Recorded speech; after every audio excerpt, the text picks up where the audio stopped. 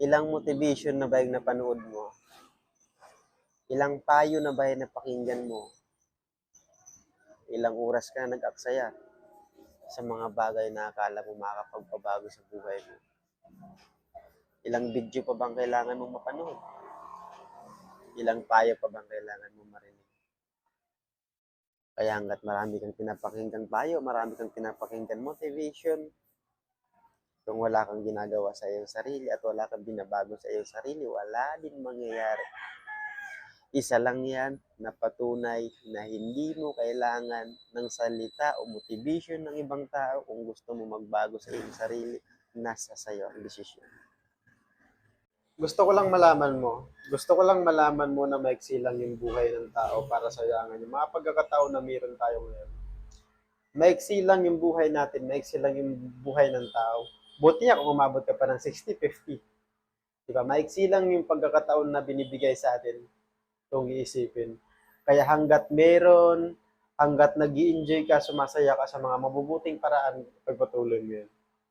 Huwag mong sayangin yung pagkakataon mo dun sa mga walang bintang bagay, dun sa mga masasama. Mag-focus ka sa kung ano yung mga nagpapasaya sa iyo at kung ano yung makakatulong sa iyo at kung ano yung makakatulong sa ibang tao. Kasi, maiksi lang yung buhay natin, tandaan mo yan.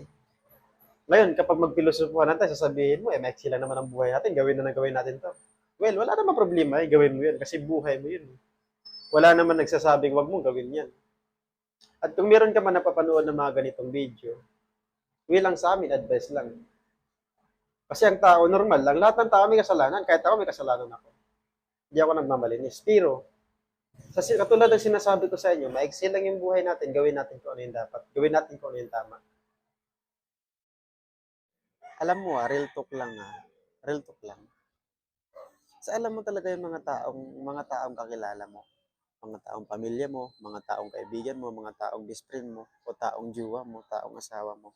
Yung katotohanan, wala naman talagang pakialam sa atin yung mga yun eh. O bakit lahat ng gilos natin, lahat ng galaw natin, bakit kailangan nakabase sa ibang tao?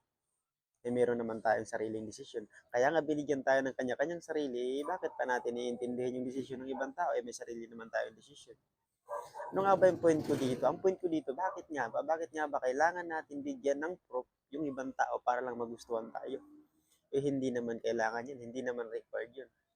Ang importante, tama yung ginagawa mo at wala kang ginagawang masama, ituloy mo lang. Eh bakit ka nagbabase sa sabihin ng ibang tao? Eh wala naman dun. Bakit? Kapag ka ba, yung desisyon nila ang sinunod mo, aasenso ka na ba? Eh bakit? Kapag ba yung desisyon nila ay sinunod mo, yayaman ka na ba? O bakit? Pag desisyon ba nila yung sinunod mo, magiging maayos na yung buhay mo, hindi na magiging miserable yung buhay mo. Di ba?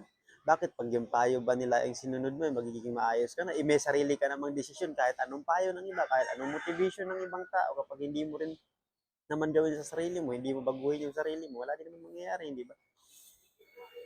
Wala. Alam mo, wag mo pinipilit yung sarili mo dun sa mga taong ayaw naman sa'yo. Wag mong i-please yung sarili mo dun. Ilayo mo yung sarili mo sa mga taong ayaw sa'yo. Kasi kahit kailan hindi mo ma-achieve yung mga gusto mong i-achieve hanggang nakadikit ka sa mga taong ayaw naman talaga sa'yo. Hindi mo kailangan patunayan yung sarili mo para lang gustuhin ka ng ibang tao. Maling tao yung pinupuntahan mo. Yung sarili mo, dun mo idikit sa mga taong gusto ka. Dun mo ipagsiksikan yung sarili mo sa mga taong gusto ka. I'm sure lahat ng bagay na gusto mong gawin, magagawa mo dahil parehas kayo ng gusto. Gusto ka rin ng taong gusto mo. Ganun lang. Ganun lang kasimple.